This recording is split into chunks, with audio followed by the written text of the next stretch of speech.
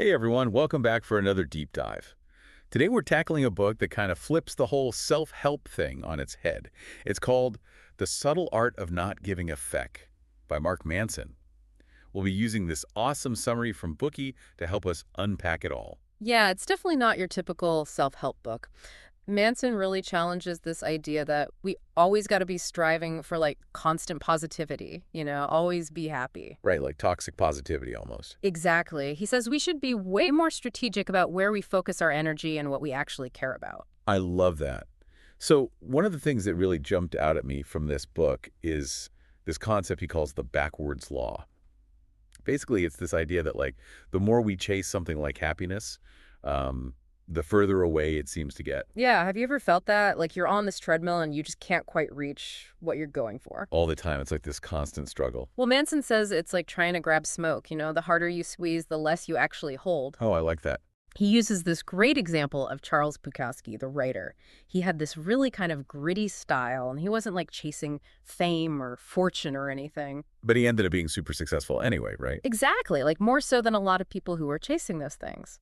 So it really makes you think about what it actually takes to build a life that feels good, a fulfilling life. Totally. And that actually leads us to the first big idea from the book, which is all about being selective with what you care about. So not just like not caring about anything. No, not at all. It's more about realizing that your attention is like this super valuable resource. And just like with money or time, you only have so much of it to give. Oh, okay. So if you try to focus on everything, you end up not really focusing on anything. Right. It's like trying to shine a spotlight on everything at once. You just end up with this weak, diffused light that doesn't really illuminate anything properly. That is a great analogy. But if you focus that spotlight on just a few key things, like the stuff that really matters to you, then you can create a much brighter, more powerful beam. Okay, I'm starting to get this. Yeah. And I guess the book helps you figure out how to choose the right things to focus on. Yeah. There's a whole section on values, which is really interesting. But first, there's this other idea that might seem a little counterintuitive. Oh, what's that? Well, Manson actually says that we should, embrace life's suffering. Wait, what? Embrace suffering. Isn't the whole point of self-help to avoid pain and discomfort? Yeah, it seems kind of backwards, right? But think about it like this. Imagine you're trying to learn how to play guitar. You're going to hit some bad notes, right? You might even get some blisters on your fingers. Okay, yeah. But those moments of suffering, the mistakes and challenges, they're actually what help you get better, help you grow. So it's like those growing pains we experience as kids, but for our emotional and mental development too. Exactly. It's about reframing suffering, not as this thing to be afraid of, but as just a normal part of being human, a part that can teach us really valuable lessons. That's a pretty powerful shift in perspective. I like that a lot. It is. And it kind of leads into the whole idea of values, which we'll get into a bit later. Okay, so how do we know which sufferings are worth embracing though? That's where the concept of values comes in. Choosing the right ones is super important, Manson says, because your values basically shape your whole experience of life. They determine how you make decisions, how you react to things, and ultimately what you find meaningful. Okay, that makes sense. But how do we even figure out what our values actually are? And how do we know if we're choosing the right ones? Well, Manson says the values you choose will basically determine the kinds of problems you're going to face in life. And this is where things get really interesting because he says some values lead to what he calls good problems, problems that are solvable and actually help you grow. Okay, so challenges that make you strong. Exactly. But then there are other values that lead to bad problems. Uh-oh. What are those? Those are the ones that just never seem to go away. They're often based on external validation or comparing yourself to other people. Oh, yeah. I could see how that would be a recipe for unhappiness. Hmm. Always chasing something you can't quite reach. It's a recipe for bad problems, for sure. Hmm. So how do we know if we're choosing values that will lead to the good kind of problems? Yeah, that's a good question. Well, Manson gives some really good advice on how to figure that out. He says you should focus on values that are based on actions and growth. Okay, so not just outcomes or what other people think. Right.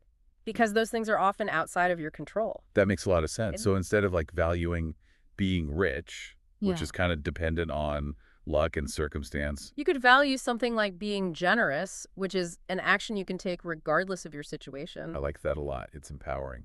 Exactly.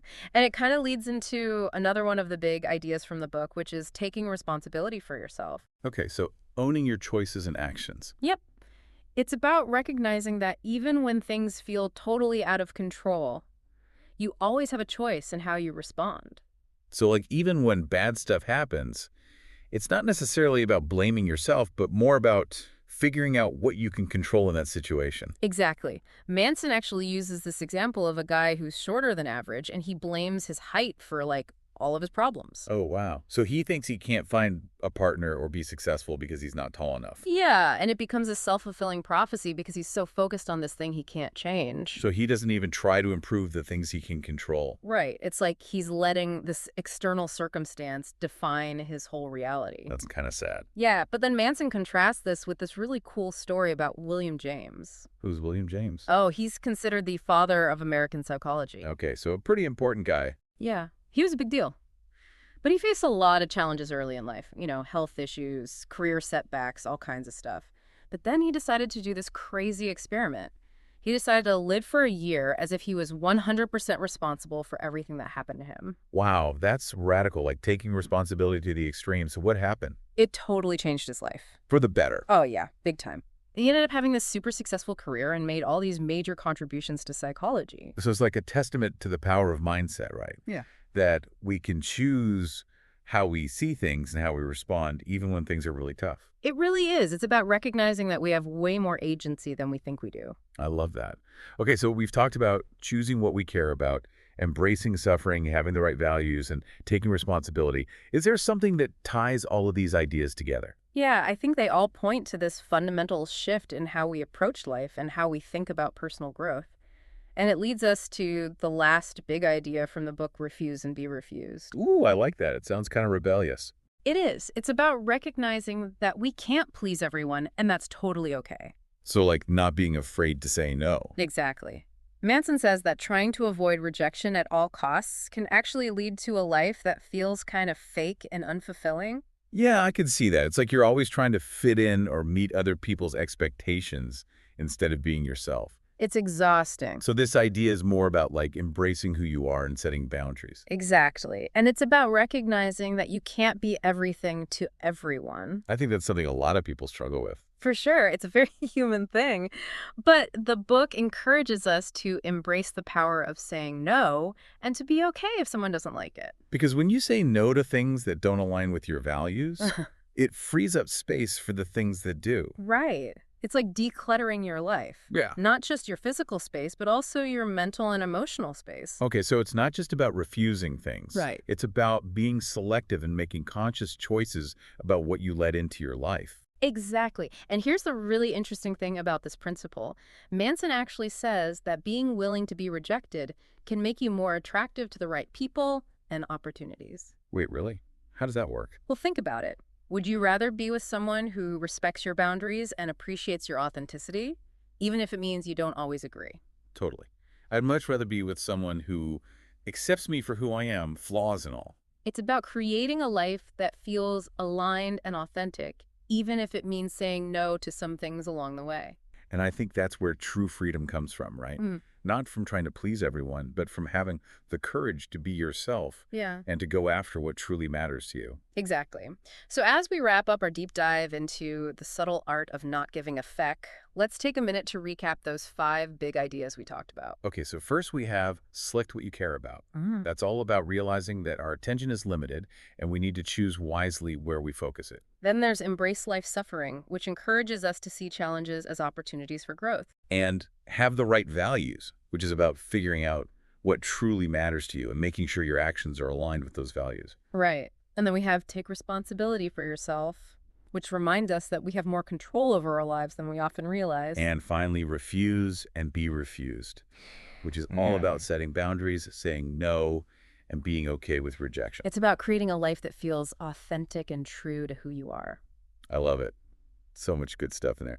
What about you? What resonated with you the most from our deep dive today? It really is like a roadmap to a more intentional life. Yeah. Right? Like you're saying, it's not about not caring at all. Right. It's more like being mindful about where you direct your energy. Totally. And that's what I find now so refreshing about this book. Mm-hmm. It's not telling you to force yourself to be happy all the time, which let's be honest, who can actually do that? It's impossible. It's like this Yeah, unattainable goal that just sets you up for failure. exactly. Manson's approach is way more realistic, I think. Definitely. It's about accepting that life is going to have ups and downs. You're going to have good days and bad days, and that's okay. Yeah, it's about embracing the whole messy, beautiful human experience, right? Exactly. So, on that note, we wanted to leave you with a little something to think about.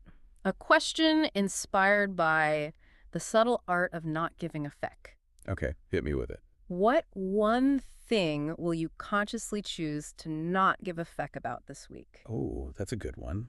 And how might letting go of that one thing free up some energy for something that really matters to you? It's about getting real with yourself, right? Like, Yeah. what are you wasting energy on that you could be putting towards something more meaningful? Exactly. So many of us are carrying around all this baggage, worries and obligations and beliefs that just aren't serving us anymore. So it's about identifying those things and making a conscious choice to let them go. It's about giving yourself permission to say no. To those things that are draining your energy and holding you back. Right. When you let go of that stuff, it creates so much space for new possibilities, for joy, for growth, for the things that actually light you up. I love that. So take some time this week to really think about that question. What one thing can you let go of? Maybe it's a nagging worry, a social obligation, a limiting belief. Whatever it is, imagine how much lighter you'll feel when you choose to not give a fuck about it anymore. And what could you do with all that newfound energy and mental space? Maybe you'll finally start that project you've been putting off, or spend more time with loved ones, or just give yourself permission to rest and recharge. There are so many possibilities, so we definitely encourage you to check out the full book, The Subtle Art of Not Giving a Feck, by Mark Manson. It's full of great insights and advice that can help you create a more authentic and fulfilling life. Yes, it's such a good read. All right, folks, thanks for joining us on this deep dive into the subtle art of not giving a feck. We hope you got something out of it. Until next time.